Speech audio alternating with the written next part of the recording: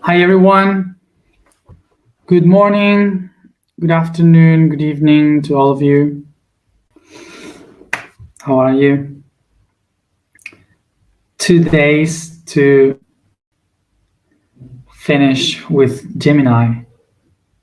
2 days to begin with the last month of our path. So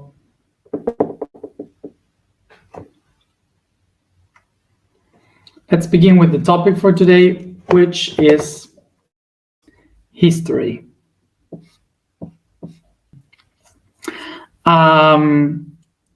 When I say history, don't mistake with story. Even if it has the same etymology, it has a different option of description. Okay, so don't take it as story, take it as history. Okay, but anyway, we will say how they connect because they had the same etymology. So first of all, let's try to resignify what history means, because for sure when we say history, everyone starts to think about the past. Like history is something that it's located behind us. If we perceive that we are the present, so everything that came before is what we relate to the past, which is history for us. But that concept is not precisely when we try to understand what is history etymologically speaking. So that's why we will go, as always, to the origin of the word. So the word history comes from this verb, which is oida. Oida. That means to see something. And this word gives this other word, which is oideia, that means idea. So why is this relation between the verb see and idea?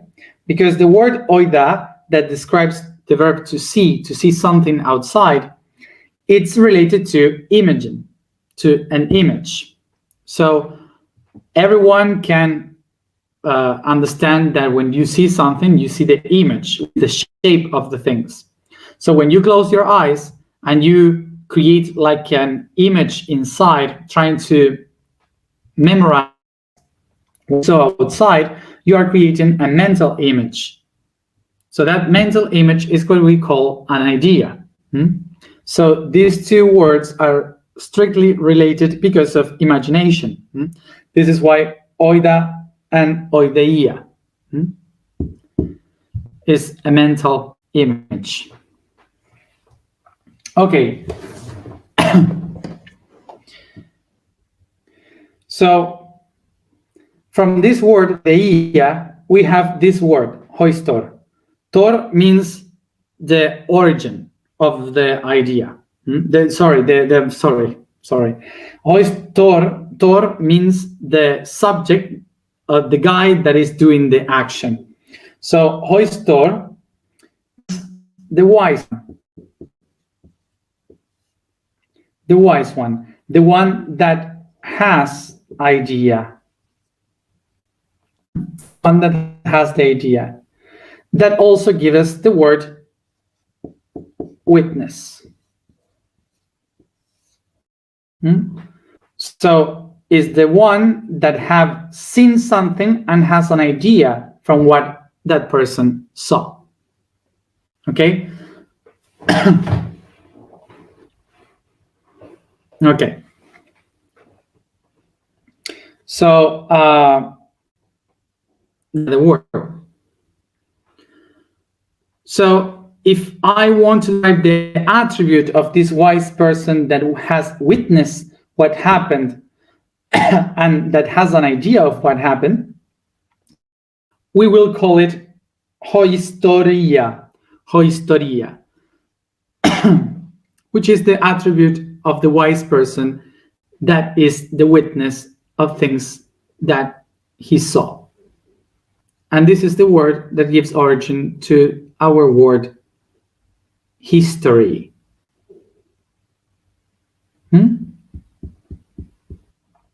So I guess that it's really important to understand the history of the word history, because we can change our point of view from believing that history is a measurement of things through time towards the concept of acknowledging things that happened, to realize about the things that that we incorporated from what happened, what we acknowledge.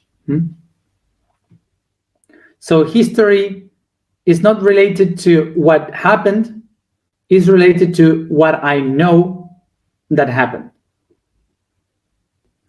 And of course, because of this, is related to the experience. It's the experience that made me be witness of what happened. So the reason why history to be called history as something that you can measure through time is because of what happened to science in the 16th century, which is the beginning of the scientific method, which is something that that stopped the idea of measuring the things of reality according to the subject, and they started to explain the things through object, which means this: in the experimentation, you have to make an experiment so you can be so you can prove that this is real.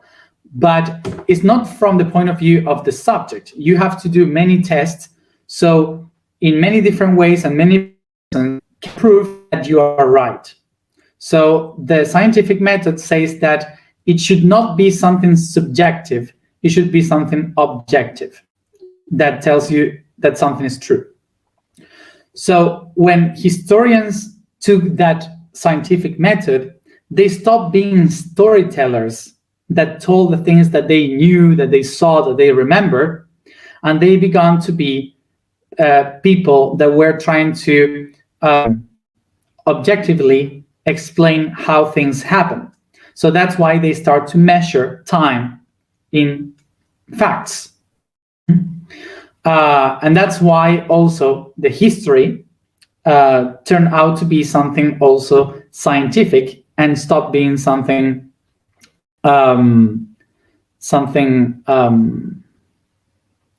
subjective.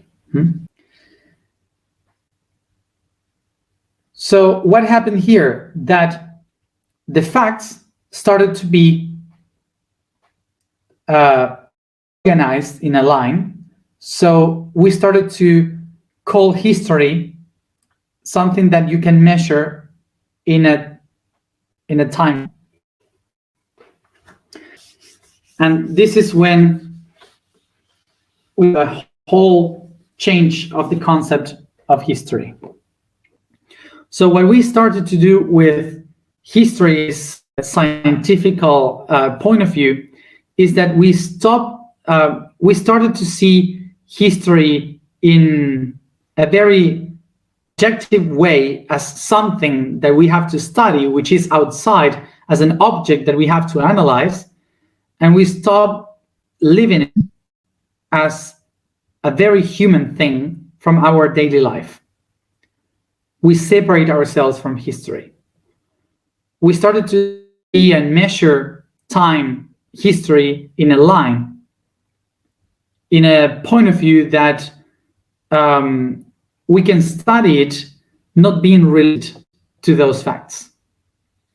So as in the science happened in the method happened, that we started to see the scientific method. We started to make the experiments, trying to be out of our human touch, because we wanted to have a very objective results. So science said that if we are involved, we could change the result of the experiment. The same happened with history. We started to measure history from the outside in a very cold way, so we are not involved in that, and we can understand the actual facts of what happened.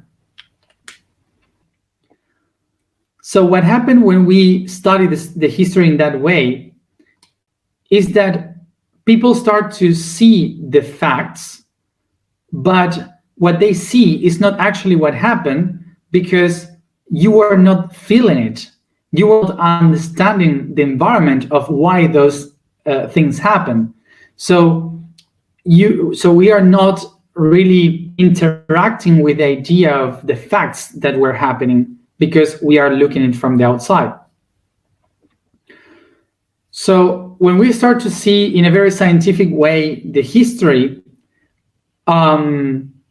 suddenly there are many facts that you cannot really explain, because you were not living that in that moment, and used to actually taking some history, some stories, according to what they had discovered from the tools that they had objectively, but because they are not engaging with that real history, you can lose many data and just taking only one side of the story. Like, for example, here, the pyramids.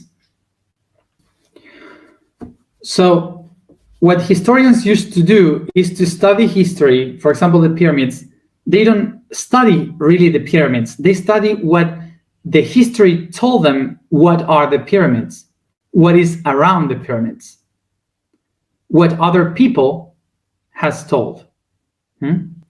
And this is not because historians want to lie to us or whatever. No, it's just because they just see the tools that they have around the fact, and they don't leave the fact actually. I will try to make a drawing to understand this. I don't know if you will get it, because there are so many lines.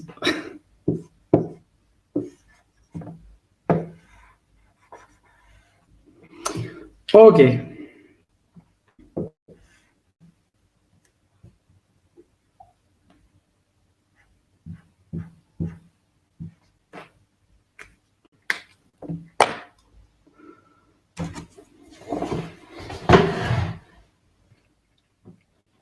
Let's go to this frame here. So first of all, let's go through here. We have the construction of the pyramid in a certain period of time. We have the construction of the pyramid, and in this moment, the people that were living here, they were telling the stories orally. They were just speaking the stories, because they were not using symbols to write. They were telling the stories, singing the stories. The story, the history of how it was built, which eventually, in this other period of time, Egyptian period of time, we have this story as mythology. Because here people are not historians, they're storytellers. They tell stories, they narrate the things so the people can listen and remember the stories. This is why they don't tell the actual story, they just tell mythology. They just explain things as they felt how they were, generations through generations, after generations. So this mythology arrives into our current time as fiction. So we don't believe anymore in mythology, and we think that mythology was a weird way in which they believed, but it was just a story to understand the history. So from our point of view today, believing that is fiction, for them, it was fiction, it was a story, but they had a different way to tell the story. It is not like us. Today we have a different to tell the story, they explain history through concepts and stuff like they were very abstract. So that for us is fiction, but it doesn't mean that it was just fake ideas. It was the way in which they were able to translate that history in their time. Okay, so now in the Egyptian period, this is Atlantean period. Now we have the Egyptian period. What we have is the reconstruction of the pyramids and all the temples around. So this new culture, that the Egyptian culture, what they will do is to narrate, to describe what they were seeing.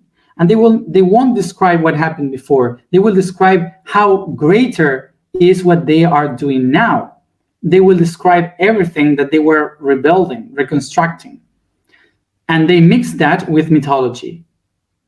So they describe how it was the reconstruction of the pyramids. So what happened? After this period, we have erosion. So the pyramid starts to break. They start to get like this as we see them today. But in this middle point, we have another cultures, which was the Greek-Roman times. In the Greek-Roman times, the historians were very different from the historians from today. The historians in the Greek-Roman time, they thought that in order to honor history, you needed to rebuild the structures. You need to rebuild the things and paint it again and so on. So this is why some of the places that we find, they are exactly as the Roman and Greek people left it, not as the ancient people left it, because they remade everything. Okay, so it's very different from the point of view of historians in the 18th century, that they thought you should be objective. You should be, if you find a plan, you have to leave it exactly as you found it, because you have to honor the history, not touching the history. So it's a very opposite point of view of how the Greek Romans used to take history. So the difference between the Greek Roman times and ancient cultures regarding history in front of our point of view of history since the 18th century is that the Greek Roman culture believed the time was a circle. So the ancient cultures, they said, if time is a circle, everything must be recycled. So this is why we started to, in that time, they started to remake every temple that they found, because for them, it was the natural way of doing time. You need to remake once and again in the cycles. But in the 18th century, with the vision of time as a line, what they thought is that you should not touch history. You should, as you found it, because you have to tell the history and not mix the times. So we stop believing time is a cycle. We don't recycle history, and we just leave it as it was in the past.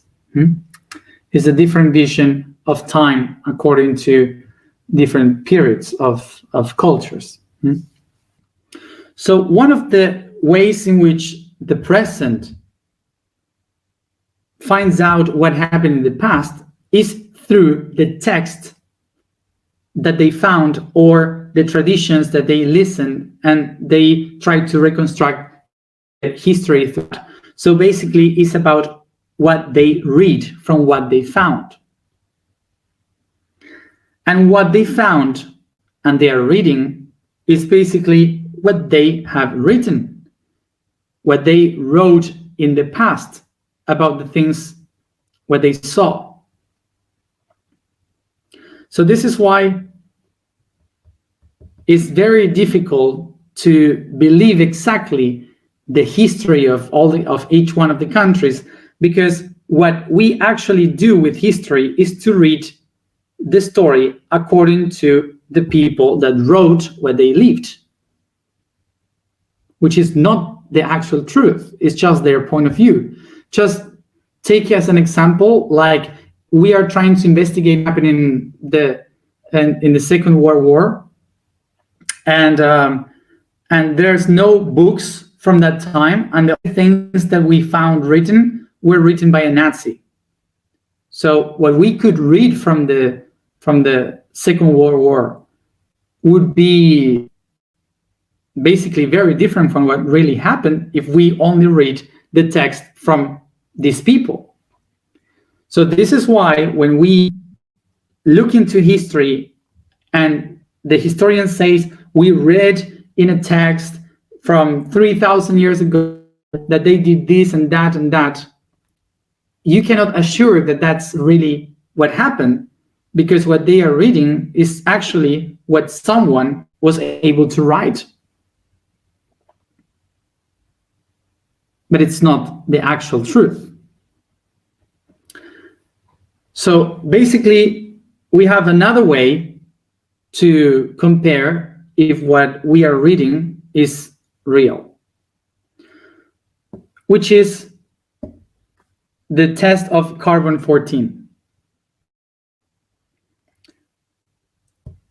But carbon-14 is only in the things that are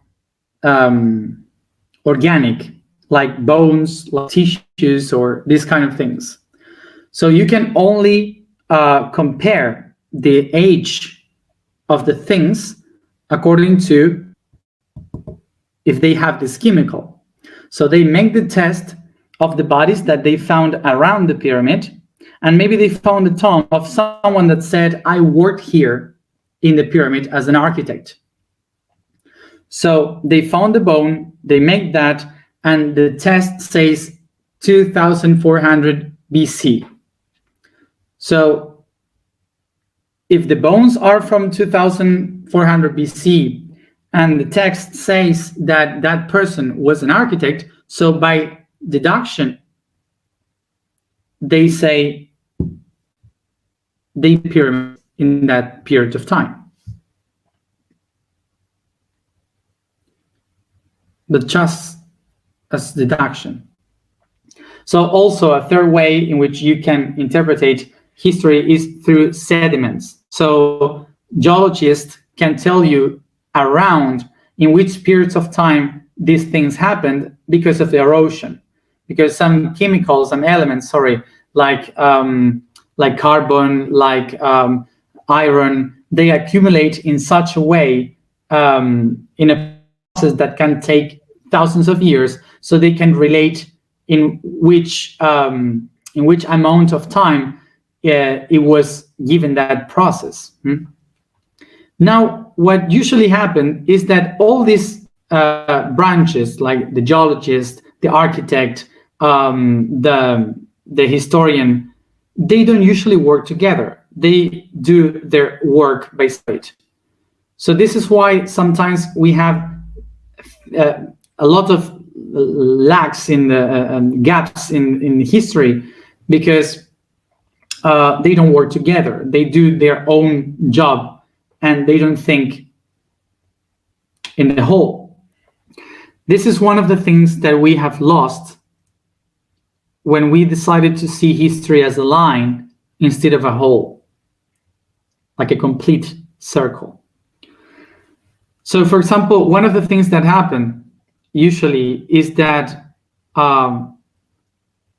the historians that work here, for example, the Egyptologists, they work with Egypt, and they don't ask themselves why there are pyramids in China and in Mexico, or the people in Mexico, maybe they don't ask themselves why there are pyramids in other parts of the world. They just study what they have in their territory. So we have a lack of connection of many different people working for the same history. People that is not historian, is many other disciplines altogether. So as we have seen this point of view of history in this way, in a line, take us to a point in which we cannot relate with what happened in history, really, what people past were living, because we are seeing just the objective things. So when we just base ourselves in the objective things, we cannot relate with the idea, the deep idea of things. So usually, for example, in Egypt, what we have is the idea that they were polytheistics, that believed in many gods, that they had many different beliefs. But actually, when you look into the mythology of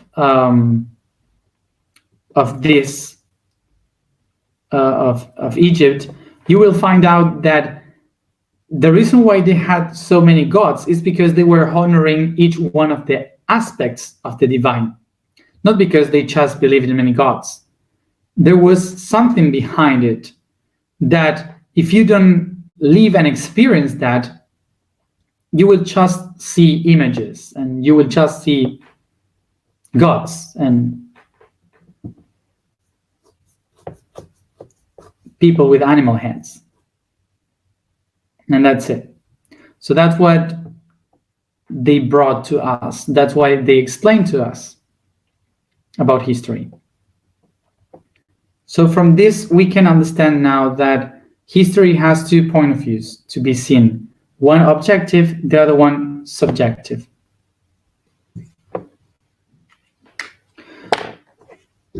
So from the objective point of view of history, we can enumerate the different situations, facts of history. From the subjective point of view of history, we can try to understand what these situations and facts bring me to do something, what they advise me to do. So from the point of view, when we go to school, when we study history at school, usually we see this point of view, the objective point of view, in which we position ourselves in the present, look behind towards the past, trying to see what happened. And it's actually useless to see the history in this way, because it's kind of like you are trying to know all the different things that happened, but none of them can affect you because they all went away. So you are just concerned about the future, and to know all this is just like a burden. So people used to say it's important to know history if you want to change the future. It's important to recognize the roots of your story. But what for? The thing is that when we see the history in this way, to know the history is basically just useless. This is just about knowledge, about just accumulating data, and that's it. So when we start to see the history in a very subjective way, we start to change our point of view, because now the facts that we were learning in a line are coming back to us, because the history is not something outside of us. History is within us. We are the product of history. We are made of history. Each one of our cells has the knowledge, has the memory of what happened. So whatever we want to do in the future, we'll do it with the tools that we got in the past. So to know our history, to recognize and understand our history, is to understand that we have in order to change the future, to do something transcendental. So it's not about learning a line of what happened. It's about learning what happened to me, to my body, to my family tree, to my history, to know what is within me.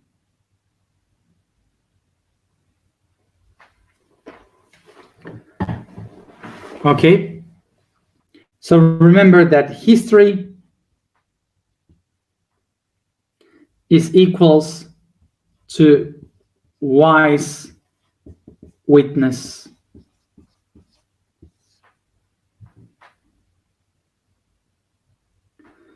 Wise witness, because history is about what you have experienced, what you have lived in your life. That it is about. The ability to witness with your own experience, to have lived history. So next time that you will look for history and try to understand something from the past, I would recommend you to just ask yourself about which history you have within, to wonder the answers that you have in your cells. So whenever you go to look for that history, you will absorb it much more better, because you will resound it within.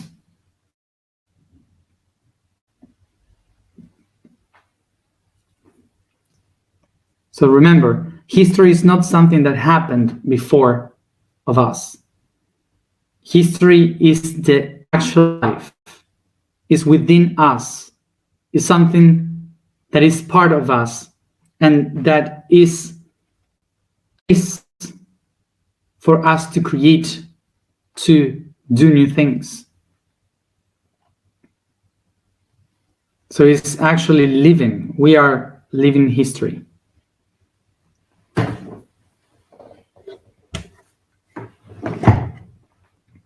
The vibration today is cool.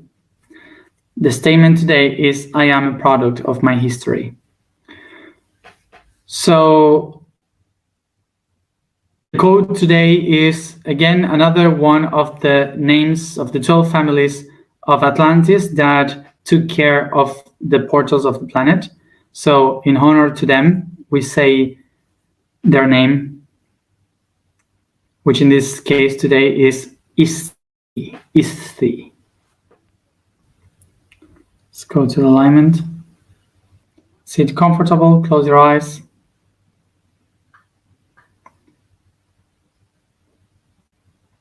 And concentrate in your breathings.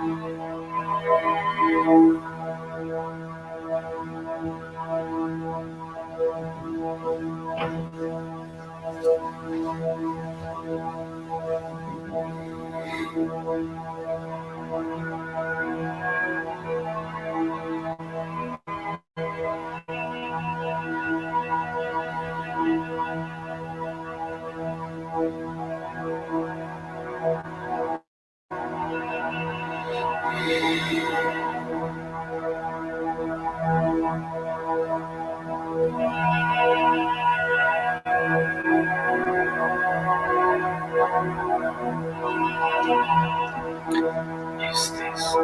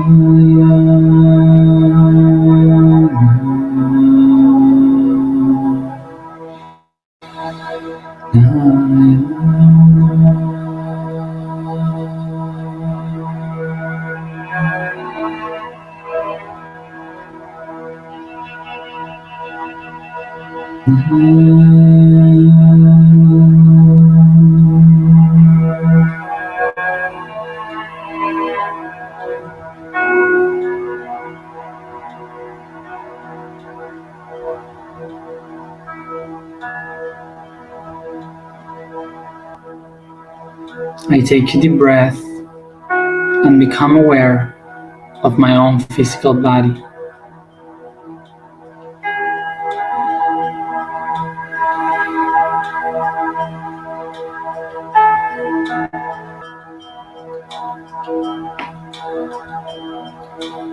As I become aware of my entire body, I pay attention from my feet to my head, starting to move softly, slowly, each joint from the toes, ankles, knees, hip, every vertebra in the spine, the fingers, wrist, elbows, shoulders, neck, and jaw. Slowly, each one at its own time.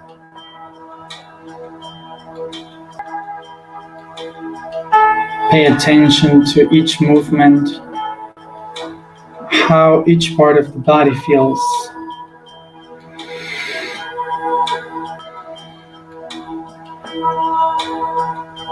I allow myself to yawn as I stretch the body softly in a very smooth dance.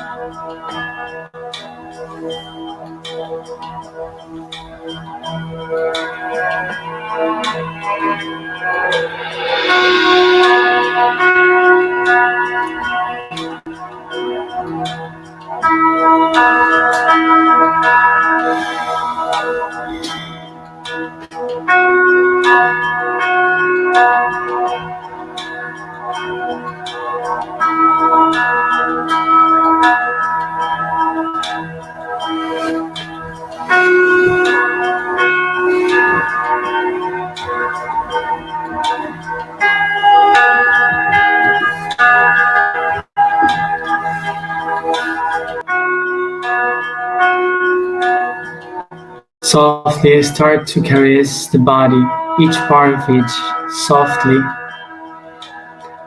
as I recognize myself as a result of history, as I remember my story.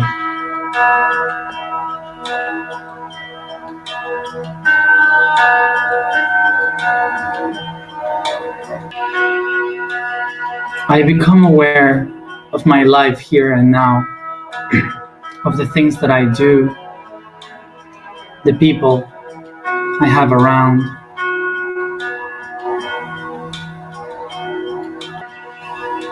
I become aware of what is my role in my life.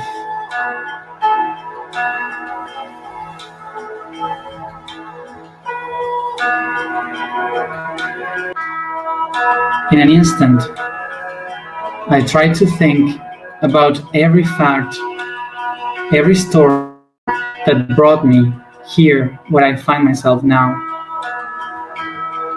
Try to remember my history in this life until the moment I was born.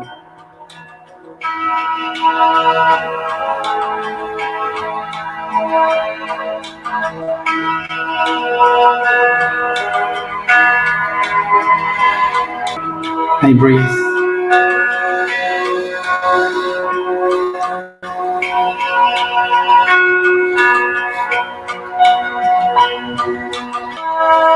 And in this history, I find myself with my parents. I visualize, I feel, perceive the image of my two parents, mom and dad.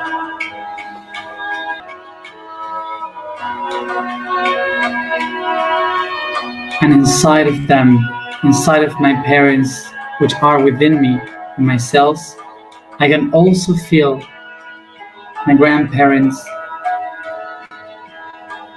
granddad, grandmother, and their own parents. And I picture all of them as far as I could reach.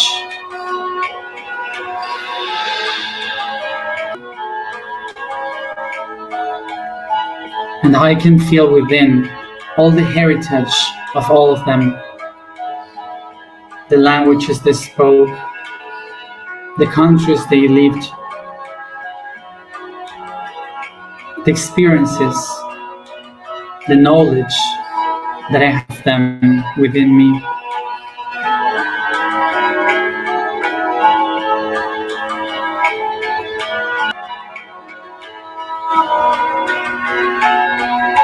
And I start to feel, to perceive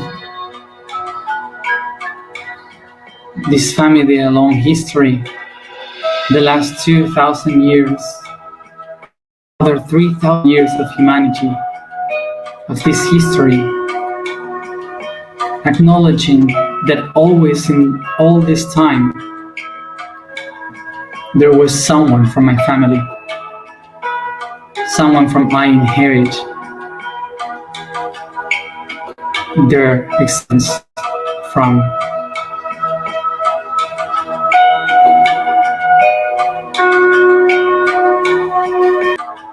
And as I carry my body, I am hugging that history.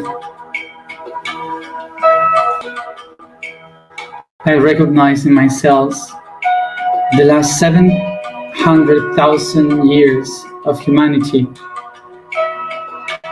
the 3 million years of creation of our species.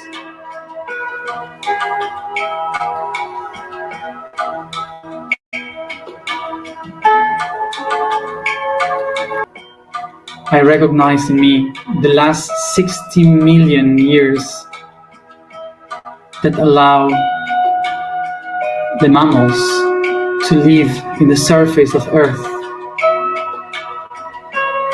All of them honored in me.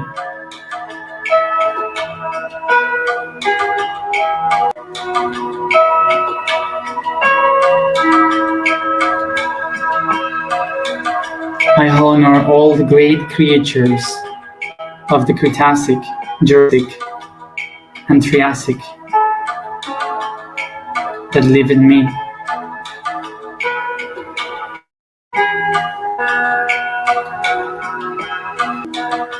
I honor the last millions of years that allowed the existence of life, of oxygen, and I take a deep breath.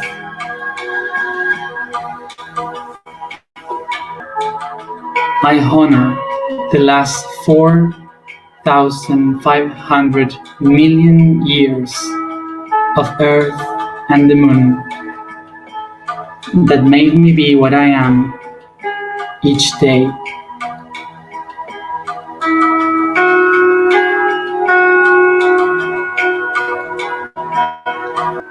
I am a product of history.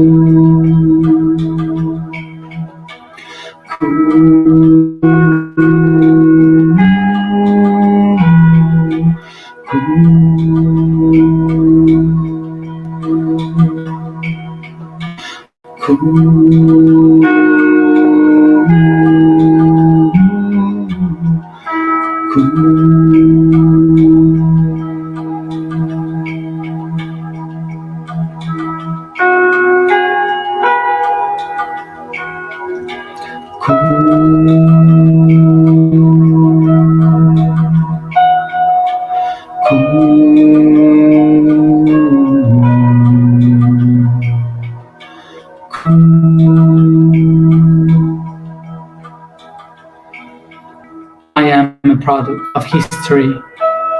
I am product of history. I am a product of history. I think, I think, I think.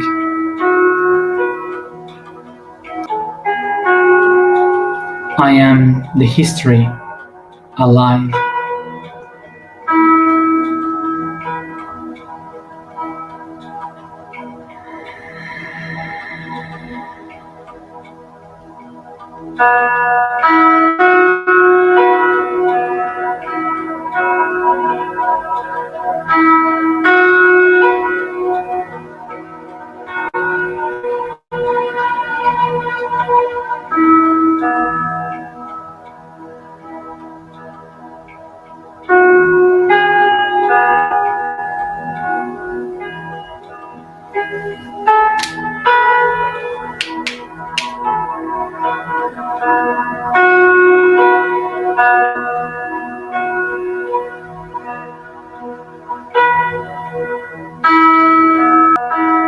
Take a deep breath.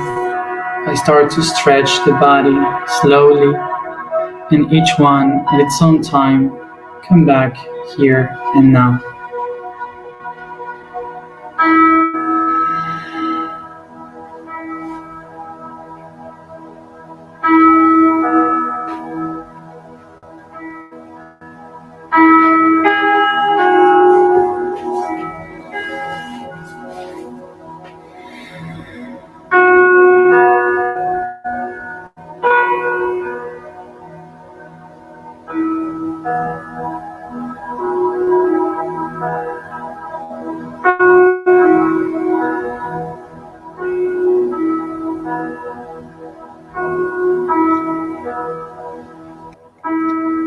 Thank you everybody for being here another day, and as always, see you tomorrow at the same time.